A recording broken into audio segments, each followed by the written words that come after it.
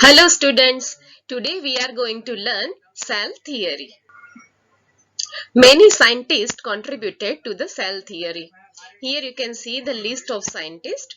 Okay, so first scientist is Robert Hooke, who had contributed in 1665, and he had identified and named a cell. Means the word cell first of all given by this scientist, and he was Robert Hooke. Second scientist is Leeuwenhoek. We have already discussed about him. Okay, in 1674, observed living cell. He was the first scientist who have observed living cell because he had invented microscope.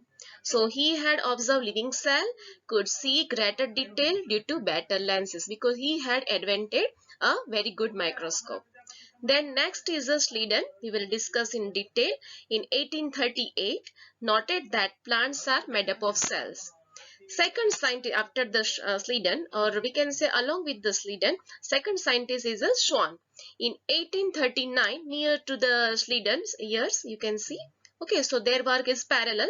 So 1839, he had concluded that all living organisms or living things are made up of cells. So these two scientists have the main contribution to give the cell theory.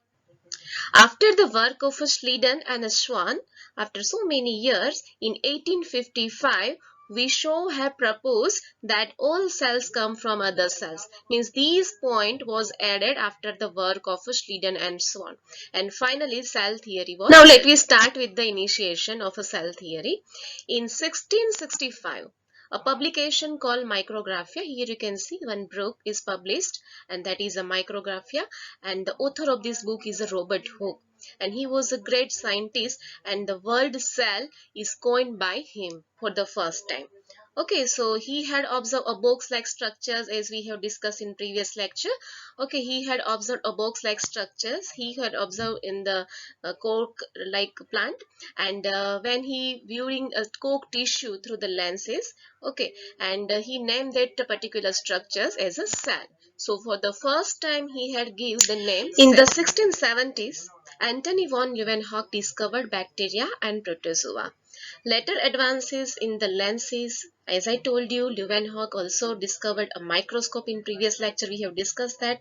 Antony von Leeuwenhoek was the first scientist who have observed first time a living bacteria, okay, living organism, because he had invented microscope. And due to this advancement in the technology or lenses or a microscope and the construction in the microscope and the staining technique, other scientists also unable to see some component inside the cell. Before that, a cellular component was unknown. The microscope we use today are far more complex than those used in the 16th. Okay, by Antony von Leeuwenhoek. And he was a Dutch shopkeeper who had great skill in the crafting in the lenses, and that's why he can means practically he can form the microscope. Despite the limitation of his ancient lenses, Antony von Leeuwenhoek observed the movement of protista, and protista is the group of animals in which single cell organisms are included. And secondly, he had observed a sperm cell, that is a male gametes, okay, which he collectively termed as animalcules. Main scientist whose contribution is very important to form the cell theory is Matthias Schleiden. Okay, and he was a German botanist, and in 1838 examined a large number of plant cells because he was a botanist. Botany is the study of plants. Okay, and that's why he had examined large number of plants, and based on that observations he had seen that it is composed of, means plants are composed of different kind of cells, okay, and which form the tissue of the plant. So ultimately he can conclude, okay, at that time he can conclude that the plants are made up of another cells. Scientist who had worked parallelly with the Schleiden, and he was the Theodor Schwann. In 1839 he was a British zoologist, and you know very well zoology is the study of animals, and that's why he had studied a different kind of a different type of animal cells and reported that a cell had a thin outer layer.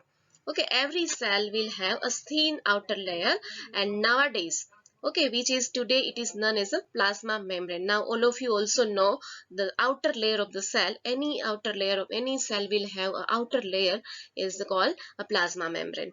Okay, so he has also concluded based on his study that on the plant tissue that the presence of cell wall. Okay, this is the very important note. Okay, very important conclusion that he had observed animal cell without cell wall and plant cell with cell wall. Okay, that's why he had concluded that by these base means on the basis of presence of cell wall or absence of cell wall, we can divide cells into two groups, animal cells and plant cells. So this is very unique research that let me repeat. He also concluded based on his study on the plant tissue, okay, that the presence of cell wall is a unique character of the plant cell, and this was the first time. Okay, he had concluded this statement for the first time, and that is a milestone in the biology, in the cytology. Cytology is a study of cells. Okay, if you want to study a cell structure and related function, then it is called cell biology. Okay, so this is a very good milestone in the biology, in the science of cytology and cell biology. And finally, both these scientists had formulated a cell theory in which 2 points are noted. First point, all living organisms are made up of cells and their products. Okay, and this is the conclusion work of the work done by the Schleiden and Schwann together. Okay, so they have concluded, and that is called cell theory. So first point of a cell theory is all living organisms are made up of cells and their products. Second important point of a cell theory is a cell is a structure and a functional unit of an organism. Okay, so these 2 points are combinedly given by Schleiden and Schwann after so many years work in the field of cell biology. This theory which is given by the Schleiden and Schwann have some limitation and did not explain as to how new cells were formed. Okay, so by using this theory you cannot get the idea how new cells are formed, and this limitation was overcome when the Rudolf Virchow, the another scientist, very good contribution, that is Rudolf Virchow. In 1855, he had first explained that the cell divided and new cells are formed. Means previously one cell is there and it will be divide. Okay, means the pre-existing cell will divide. Okay, and that is called cell division nowadays. Okay, after the cell division only new cell will form, and this was contributed by the Rudolf Virchow. Okay, and that is also called omnicellular cellula. That means cells are formed from the pre-existing cells. Okay, so what is the omnicellular cellula? It means cells are formed from the pre-existing cell. And by this way, cell theory as understood today means a new look of the cell theory today after the work of Rudolf Virchow is as below you can see here. First, all living organisms are composed of cells and the product of the cells. Okay, that is a similar. Then second, all cells arise from the pre-existing cell. This point was added by Rudolf Virchow. So now let me summarize cell theory. So cell theory was firstly formulated by M.J. Schleiden, okay, and in 1838, and the Theodor Schwann, that is in 1839, and main principles of the cell theories are as below you can see. All living organisms are composed of cells and the product of the cell. That is the first point of cell theory. Second point, the body of living organism is made up of one or more cell. That is the second point. And third point, which is nowadays in the cell theory, but it is modified. Okay, it is changed by the Rudolf Virchow in 1855. Okay, and he had explained that a new cell developed from the pre-existing cells, and it is by cell division. Okay, and that is also called omnicellular cellula. That means pre-existing cells, from the pre-existing cell, new cell will be formed by using cell division. Okay, and these all steps or all points are applicable to animal cell as well as to the plant cell. Okay, both type of cells can be applied this cell theory, but you should very clear about this. The cell theory is not applicable to viruses and viroids. Why it is not applicable, we will learn in detail in next chapters. Okay, so up to this you can remember that viruses and viroids cannot follow the cell theory.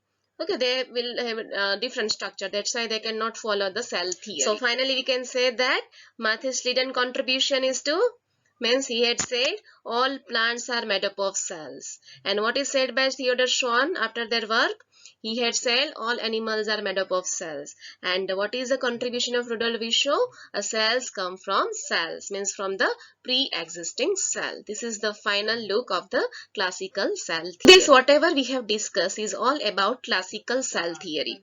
Okay, and at that time so many technological limitations were there, but nowadays we have advanced technologies, and due to that day by day we are learning more and more, we are doing researches more and more, and that's why we are adding some points in the cell theory, and by this way nowadays modern cell theory is applicable because we are more rich than the past. Okay, we are more rich in the in field of cell science, or we can say in the cytology, okay, than the past, and that's why we are now using the modern cell theory. Okay, and according to that we can see the points. Let me discuss. Modern cell theory contain four statements in addition to the original cell theory. I mean, original cell theory is as it is, but some more points are added as we are growing in the advancement and in the technology. Okay, the cell contain hereditary information, that is a DNA, which is passed from cell to cell during the cell division. We will learn in detail in the chapter number 10. All cells are basically the same in chemical composition and metabolic activities. That means if you take any cell, any tissue from the body, they have same chemical composition and metabolic activity. Another point, all basic chemicals and physiological functions are carried out inside the cell. Okay, because it is a functional unit, and let's say all chemical and physiological functions are carried out inside the cell. That is a movement, digestion, all the whatever you know the functions. Okay, cell activity depends on the activities of subcellular structures. Okay, means inside the cell there are so many organelles. We will learn in detail in this chapter. Okay, so that cell activity is depend on the activity of subcellular structures, okay, within the cell. Okay, you can understand that organelles present in the cell, within the cell, nucleus, plasma membrane and all that, even mitochondria, you know very well, mitochondria is considered as a powerhouse of a cell. Okay, so by this way, every activity of the cell is depend on the activity of subcellular, means internal organelles. Okay, that is a nucleus, plasma membrane, mitochondria, chloroplast. So now let me identify the points whether it is from modern cell theory or a classical cell theory. Okay, here some points are given. Let me discuss that. All living organisms are made up of cells. This is classical cell theory. Cells are the basic unit of the life. This is also classical theory. Then cells arise from pre-existing cell. This is also from classical theory. Then these point, hereditary information is the pass from the cell. That is a modern cell theory. Okay, all cells have the basic chemical composition. Then energy flow from occurs within the cell. These all are the modern cell theory. So now you get the idea. Okay, which points are added at the classical cell theory and what are the points from the modern cell theory. This is your homework for the today's lecture. First question is the MCQ type question, and the second question is what is the final shape of the cell theory. So you have to write classical cell theory. In next lecture we will learn an overview of a cell. So till that, goodbye.